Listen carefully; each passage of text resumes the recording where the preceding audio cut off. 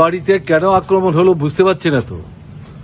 কেমন না, আমাদের এই বাড়িটাকে কেন্দ্র করেই পার্টিটা জিরানি এলাকায় গড়ে উঠেছে। আমি যখন ছাত্র আন্দোলন করি, জেরেনায় আসলে প্রথমে এই বাড়িতে আসতাম।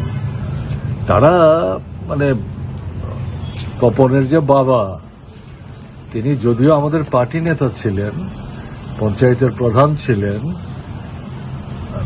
কিন্তু দল মতের ঊর্ধ্বে থেকে যারাই বিপদে আপদে পড়তেন তাদের সাহায্য করার জন্য পাশে দাঁড়াতেন। ফলে সব দলের সঙ্গেই মিলেমিশে চলবার চেষ্টা করতেন এবং সবাই তাকে পছন্দ করতেন, শ্রদ্ধাও করতেন, ভালোবাসতেন। তো হঠাৎ করে এই বাড়িতে কেনই আক্রমণ করলো, এটা রাজনৈতিক উদ্দেশ্য প্রণোদিত।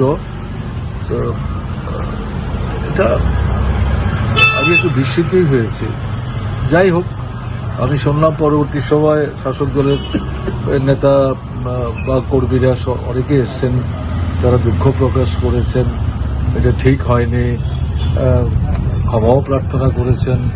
এবং এটাও আমি শুনেছি যে গেট টেট ভাঙলো, এগুলো ঠিক করার জন্য টাকাও দিতে চেয়েছিল, যদিও তারা অত্যন্ত বিনয়ের সাথে বলেছেন না, এগুলির দরকার নেই, আপনারা বলেছেন এটাই যথেষ্ট।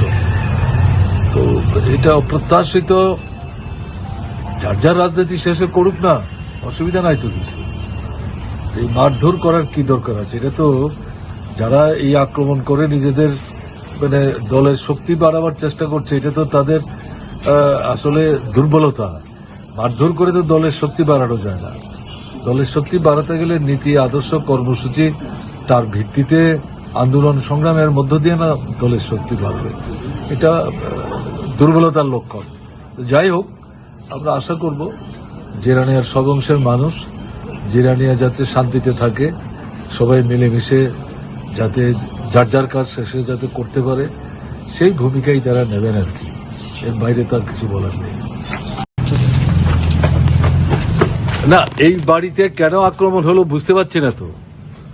কেমন না, আমাদের এই বাড়িটাকে কেন্দ্র করেই পার্টিটা জিরানি এলাকায় গড়ে উঠেছে। আমি যখন ছাত্র আন্দোলন করি, জেরেনায় আসলে প্রথমে এই বাড়িতে আসতাম। তারা মানে তপনের যে বাবা, তিনি যদিও আমাদের পার্টি নেতা ছিলেন, পঞ্চায়েতের প্রধান ছিলেন,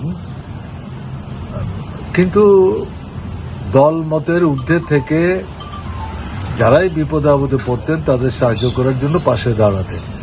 ফলে সব দলের সঙ্গেই মিলেমিশে চলবার চেষ্টা করতেন এবং সবাই তাকে পছন্দ করতেন।